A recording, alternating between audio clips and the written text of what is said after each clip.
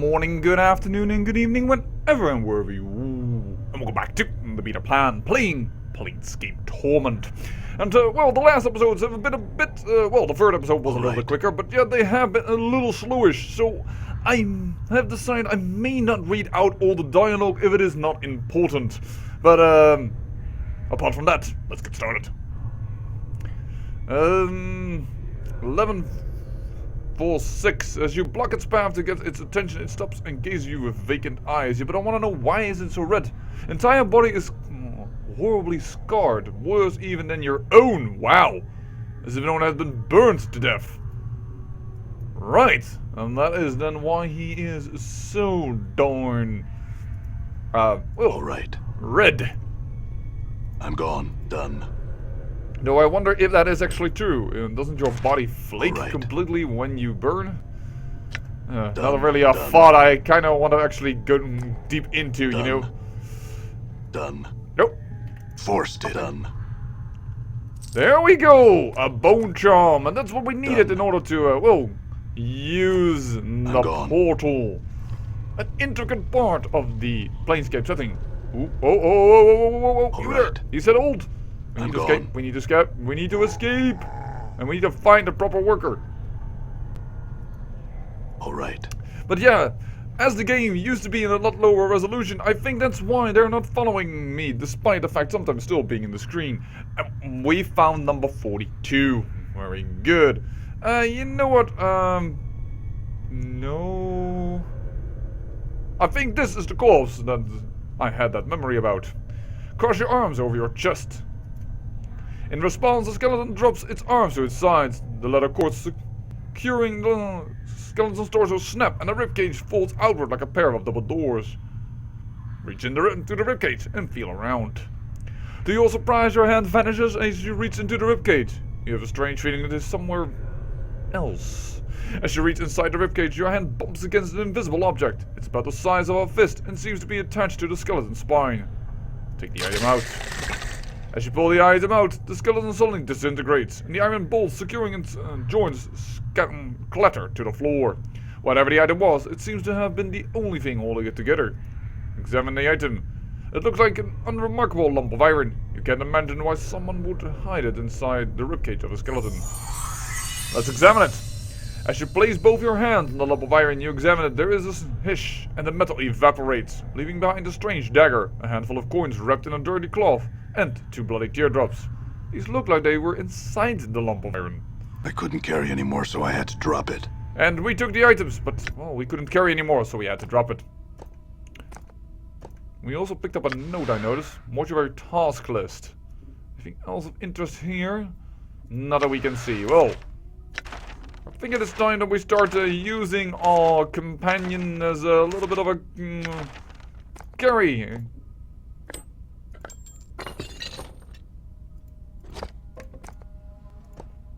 All kinds of charms we are picking up. There we go. Green steel knife. Who knows what the rags are good for? I can't remember. And before you say they are just items, well, actually, no, I realize I didn't even pick it up, but I know that you can find it nearby. We've talked about portals a little bit, and how this finger bone charm is one of the ways to open a portal. Sometimes that can just be even junk. Alright. I think we've seen the whole floor. I'm gone. I'm gone. Yep, we've seen the entire floor. Alright, then we're gonna go down, down, down. You there, hold. Oh. Done. Luckily, Dusties are not the best runners, apparently. Ah. I think we've been here. Yes, this was the room where we came from. Let's go down. Done. Oh! Ran into another Dusty. How big surprise. After all, this is the headquarters of the Dustman. But I think this was the place that I was told by Doll to visit. About a lady that I once knew. I'm gone. Alright. Oh, there we go. Didn't entirely trigger properly. And this lady is of importance. Dayanara. You see a strikingly beautiful ghostly form before you. Her arms are crossed and her eyes are closed. She has long flowing hair, and her gown seems stirred by some ethereal breeze. As you watch, she stirs slightly and her eyes flicker. Greetings? You! What is it that brings you here? Have you come to see firsthand the misery you have wrought? Perhaps in death I still hold some shred of use for you, my love. As her eyes slowly open, and she blinks in confusion for a moment, as if uncertain where she is. She looks around slowly, then sees you. Her tranquil face suddenly twists into a snarl. My love? Do I know you? The spirit makes a beckoning motion with her hands. How can it be that the thieves of the mind continue to steal my name from your memory? Do you not remember me, my love? The ghost stretches out her arms. Think! Her voice becomes desperate again. The name Dayanara must evoke some memory with you. I think I feel stirrings of memory. Tell me more. Perhaps your words shall chase the shadows from my mind, Dayanara. Oh, at last the fates show mercy. Even death cannot chase me from your mind, my love. Do you not see? Your memory shall return. Tell me, how can I help you? And I shall. Do you know who I am? You are the one both blessed and cursed, my love. And you are the one who is never far from my thoughts and heart. Blessed and cursed? What do you mean? The nature of your curse should be apparent, my love. Look at you. She points at you. Death rejects you. Your memories have abandoned you. Do you not pause and wonder why? I'm still trying to get my bearings. Actually, what else can you tell me about myself? I know that you once claimed you loved me, and that you would love me until death claimed us both. I believe that, never knowing the truth who you were, what you were. And what am I? You. I cannot.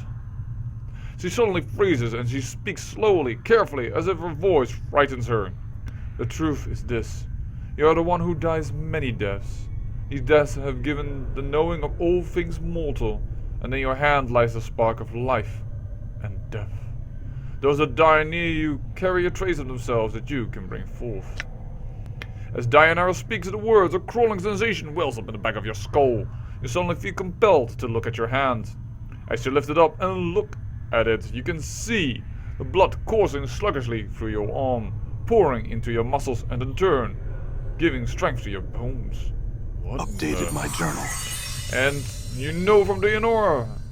And you know Dayanara is right. You suddenly remember how to coax the dimmest spark of life from a body and bring it forward. The thought both horrifies you and intrigues you. Yes, we can raise our companions from the dead. We don't need no priest. We have command over life and death. I had other questions. What is it that you wish to know? Who are you? The spirit makes a beckoning motion with her hands. How can it be that the thieves of mine... Oh, oops, we already had this one. Oops. Tell me more about me, then I want to know more about the fact of the memories. Memories aside. And assuming death has rejected me. Why is that a curse?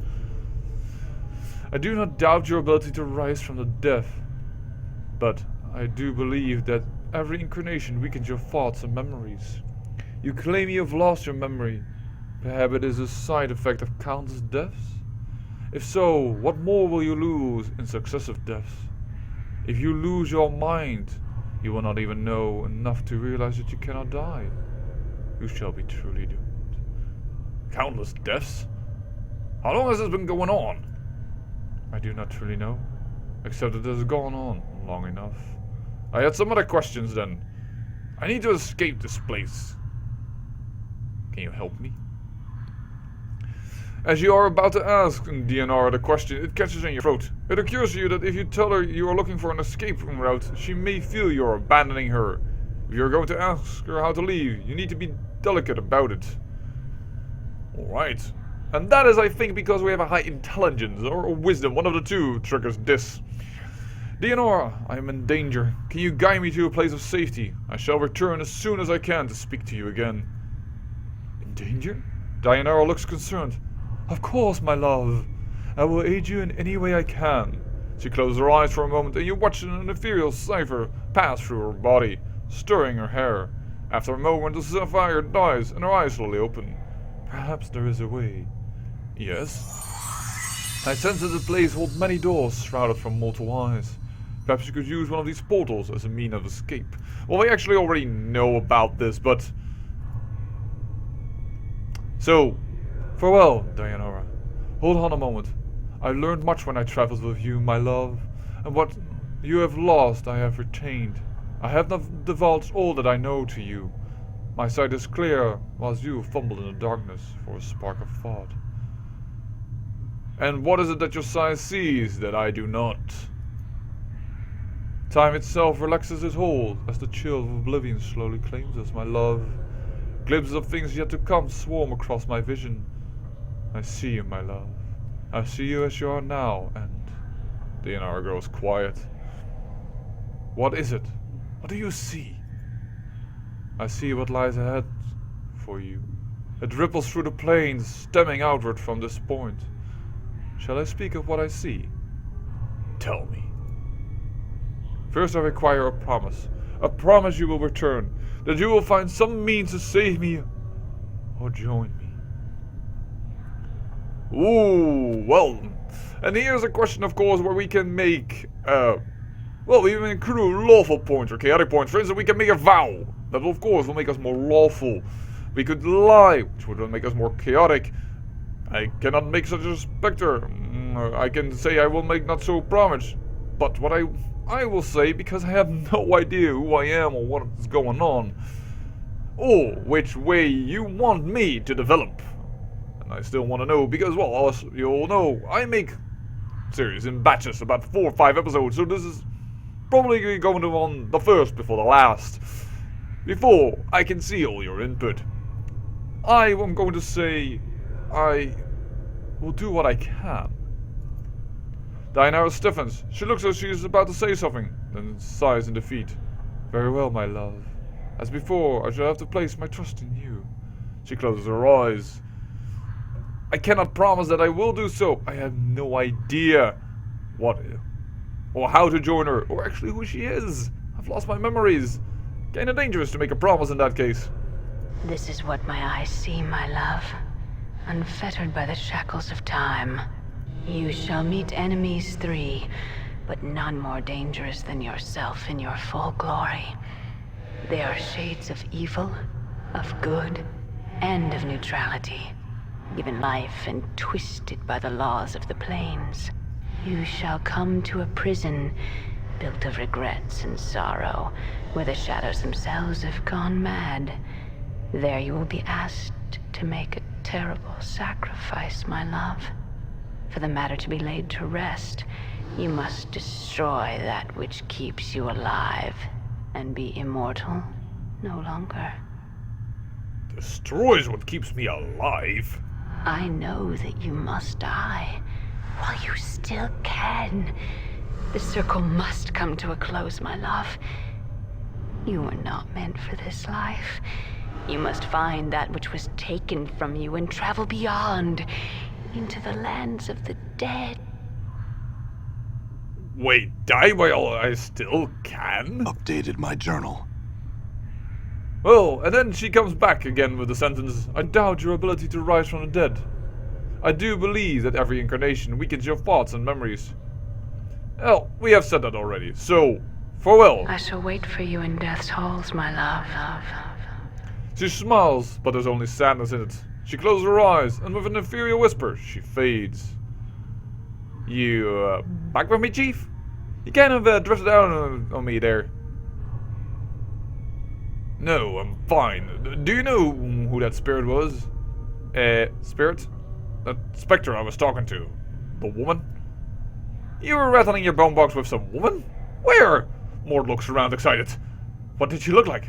She was right on top of the beer. Didn't you see her? No, you just kind of drifted out of there for a bit. Just sit there, statue-like. I was a little worried you had gone out on me again. No, I'm fine. Think. Let's move on. Ooh, I looks feel like my stronger. skills have increased. And voila, we've gained a level up. Very, very handy. But we will use that a little bit later, because I have to say that if I level up now, well, I currently have 21 hit points. I am a fighter. In D&D rules, that means I roll a 10-sided dice for my hit points. I kind of want to get 31, and I once had a mod installed that would hit me the maximum hit points, but that mod doesn't work properly apparently anymore. Or at least I don't think I have it installed. But if that is the case, well, that is something, well, what shall I say, I will do in the background, because that will be a lot of loading and saving, and you kind of need a lot of hit points. So only if we will go for instance something like a mage, now we will get a lot of hit points, but if we go for mage, we only get 4 hit points per level. So it would be good to get a lot of hit points. Just, you know, make it a little bit more survivable, even if we cannot die. And the same holds true for Mort. Who, by the way, Mort only having 20 hit points on level 2 fighter, with a constitution of 16 giving him +2, he would have a maximum 24, so he's rolled pretty good, but that is not what makes Mort so good. What makes Mort so good is this: the resistances, 75% for all forms of attack. Woof! That is what makes Mort a hell of a beast when it comes to fighting. It's just too bad that he only has his teeth. More or less, he's a good tank, but damage is not so high, unless things change. And this is a portal! But that's not the portal we are going to take right now. But that is a portal that we have because of our finger bone, and that's how they look, and how you can change from an area. Done. But first, let us talk to some other people. Nope. Just a zombie, calling number 114. I think this man is, this zombie is important, but I don't think we can yet do what we need to do with him. Despite its thought, the dedicated flesh is apparent.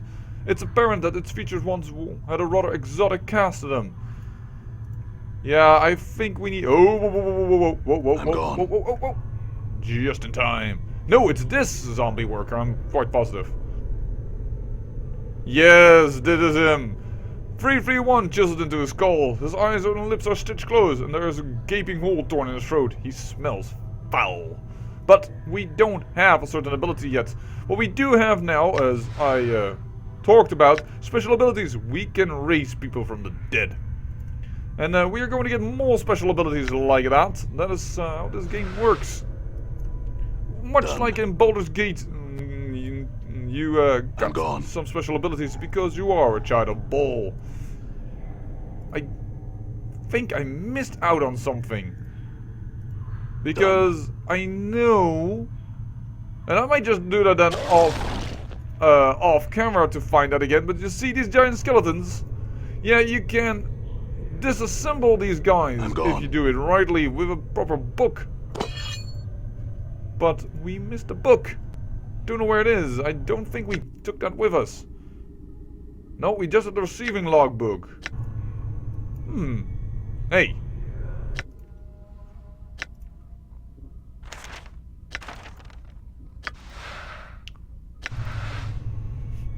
This foul-smelling note has a strange-looking diagram inscribed beneath the writing. It looks as if it's instructing you to fold the corners of the note to their points touched to the center. There's a series of strange markings on each corner. Mark is on the upper right, 2 marks on the lower right, 3 marks on the lower left, and no marks on the upper left. So I would say we use the upper right, the lower right. But did I do it wrong? Unfold the note. I said upper right, lower right, and lower left. You fold the corner into the point and then fold the upper left into the center? Am I doing it wrong? 1 mark on the upper right, 2 marks on the lower right, 3 marks on the lower left, and no marks on the upper left. Perhaps I should start with upper left. That then is 0. Upper right, lower left. No, I know there is an... Am I this dumb? Apparently I'm this dumb. There's a strange series of strange marks on each corner. 1 mark on the upper right, 2 marks on the lower right, 3 marks on the lower left. And no marks on the upper left.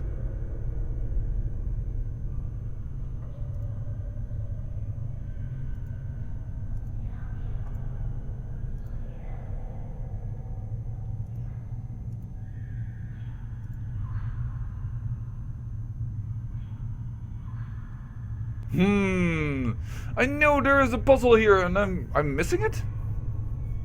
I know what you can get from this, but apparently I'm missing it completely. There's a series of strange marks on each corner. 1 mark on the upper right. 2 marks on the lower right. 3 marks on the lower left. No marks on the upper left. The heck? Upper right, lower right, lower left. Nothing happening. Oh! I can feel myself all of a sudden that I have become a lot dumber. Oh dear, and that at the end of a video. But you know what, perhaps we don't need the book. We have a lot of intelligence and wisdom. Perhaps we can do it on our own.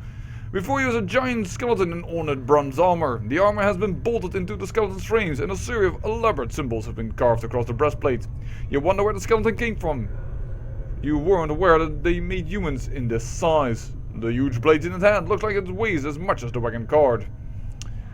Examine the giant skeleton carefully. And the skeleton's intricate bronze armor is riveted into the ribcage and shoulder blades with a series of iron bolts. As you study the frame behind the armor, you notice the same iron bolts are set into the skeleton's shoulder, elbow, pelvic, and knee joints. A mass of thick leather, cords, and heavy knotted ropes run along the length of the skeleton arms and legs, woven in such a pattern that they resemble muscles and tendons. Yeah, that's right, but I don't want to pry it. I want to examine the armor. Despite the armor's obvious age, it looks well cared for. It shines brightly, and the symbols engraved in the breastplate seem to flow in firelight, shifting slightly whenever you try to focus on them. Study the symbols. Almost unconsciously, you let your gaze relax as you look at the symbols. After a moment, the symbols cease shifting and resolve into a trail of runes that run up and down the breastplate. Strangely enough, the interlocking patterns of runes remind you of chains. And with that thought, you suddenly recall that these runes are some sort of warding enchantment. Study the runes and recall the memory, and indeed, we remember how this works. So let's see how we can do this. You study the pattern of the runes on its most basic level. The runes are a lessening armor enchantment, but several skull-shaped runes and spherical tracings along the edges of the armor make you suspect several greater necromantic and warding enchantments have woven in as well. Touching the skeleton will most likely cause it to awaken and defend itself. Let's see if we can dispel it, and voila! 500 experience, though I know there's a book somewhere that allows you to do it if you do not have enough intelligence and wisdom. Well, you suspect that marring the rune pattern along the breastplate could unravel the enchantments, but it looks difficult. The pattern is complicated, and scratching out the wrong portion could cause the skeleton to animate.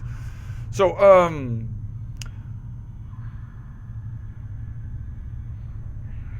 I will go with this. Mar the runes containing the warding enchantment first the warding, then work backward through the rune pattern, cancelling the necromantic and then the armor enchantments. Kaboom! The work is difficult and nerve-wracking at first, but slowly your mind begins to focus and the runes begin to unravel beneath your attack. Within minutes, the giant skeleton has been stripped from the enchantments binding it. It collapses, falling to the floor with a crash of bones and a heavy clanging noise. Damn pile of bones. You wait for a moment, but no one responds to the sound. Moving quickly, you sift through the skeleton parts of the floor. Most of it is too heavy or too old to be useful, but you discover a piece of a skeleton breastplate with a majority of one of the broken enchantments engraved on it. You have a feeling that it could be useful. I'll just take it in. And yes, thereby we've gained armor, which invokes armor or teaches us armor. More or less, we've gained an extremely heavy scroll. Another unique feature in the game. And with that, I say I thank you for watching, and remember, great peril equals great beauty.